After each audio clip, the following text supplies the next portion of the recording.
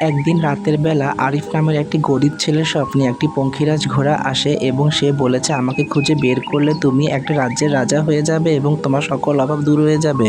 পরের দিন সকালে সে এক প্যাঁচার কাছে যায় এবং তার স্বপ্নের কথা খুলে বলে। তখন প্যাঁচা বলল, হ্যাঁ, এটা সম্পূর্ণ সত্যি। আমি তোমাকে একটি পাহাড়ের ঠিকানা দিচ্ছি, সেখানে যাও, কিন্তু পাহাড়টি অনেক দুর্গম। সেখানে গিয়ে তুমি একটি জাদুর ময়ূর পাবে, সে ময়ূর বাকি রাস্তা তোমাকে দেখিয়ে দেবে। ছেলেটিও সে পাহাড়ে গেল এবং ময়ূরের কাছে গেল। ময়ূর তাকে একটি রাস্তা দেখিয়ে দিল। সে রাস্তায় যাওয়ার পর সে সত্যিকারের সে সাদা পঙ্খিরাজ ঘোড়াটি দেখতে পায় এবং তার পিঠে চড়ে বসে।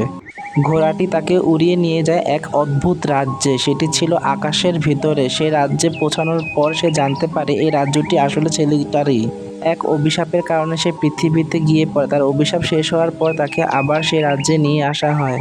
তাই সে আবার এখন সে রাজ্য পরিচালনার কাজে নিযুক্ত হয়। ছেলেটির দিন তো এখন ভালো হয়ে যাচ্ছে, সে এখন অনেক বড়লোক। তারপর তো তোমরা কেউ লাইক, কমেন্ট এবং সাবস্ক্রাইব করছো না বন্ধুরা।